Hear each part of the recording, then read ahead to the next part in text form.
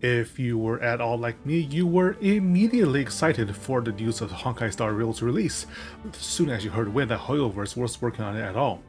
Though we might be excited about slightly different things. Sure, there's a lot to look forward to. The deeply stylish costume designs, the ludicrously beautiful animation, the fact that Himiko's alive and thriving in this version. But the old school boomer weebs know, if excluding its 2018 retelling, the Honkai Star Rail is the first time in decades that the Galaxy 999 fandom's gone to eat. The space train traveling to fantastical destinations unknown is not an original one by any means. The most famous example of it is by none other than the godfather of Japanese space operas, Leiji Matsumoto, who unfortunately passed away earlier this year at a ripe age of 85. Star Rail itself isn't a carbon copy of G999, spent even little time amid its side quests and stories, and you will immediately find references to everything from Shinkai Makoto's Voices of a Distant Star, to Douglas Adams' The Hitchhiker's Guide to the Galaxy, to even the SCP Foundation's wiki.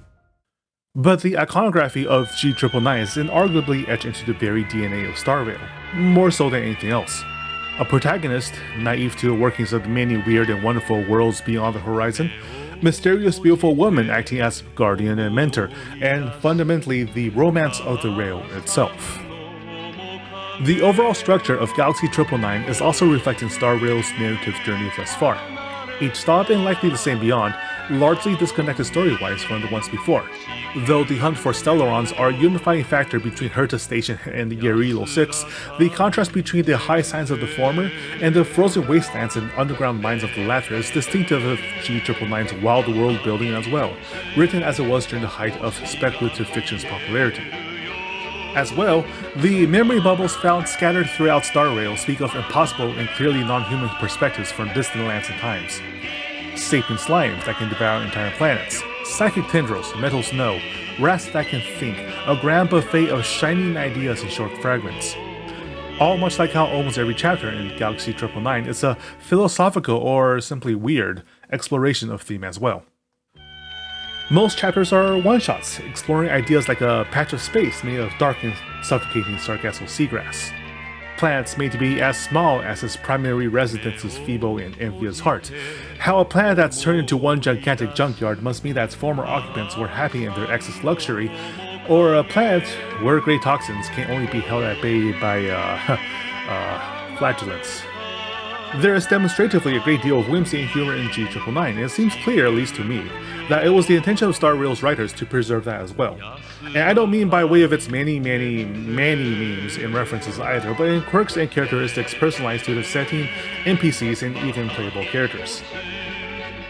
The fact is that the main character themselves is basically a tripped out raccoon, eagerly foraging through dumpsters and trash cans for the mere promise of loot. It's reminiscent of Galaxy 999's protagonist Sachuro, especially his poor bathing habits, which is often remarked upon as he and his travel companions go from world to world.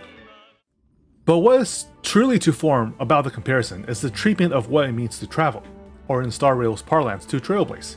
There is a paradoxical element to the term used by Hoyoverse, as though no worlds we visit that do not already have their own pre-existing stories, nowhere touched upon by steel or galactic rails that aren't already settled territory, and indeed, no trail not yet made. Yet the terminology still makes sense. The exploration, the trailblazing, is on a subjective level. The broadening of the horizon for all touched by the web of rail lines that extend far into what was unknown and unreachable. The curious and clever from all over coming to Herta Station, learning how small they are in the grand scope of things. The downtrodden of Belobog, finding the clear sky and glimmering stars after a decade in the dirt and centuries under the storm. And you, freshly born, told that an entire universe of wonders await you. It is your own unexplored path that you're trailblazing in Star Rail. And at the end of it, your horizons will have expanded in ways that you cannot predict. Perhaps not even Elio can, who claims to have the script.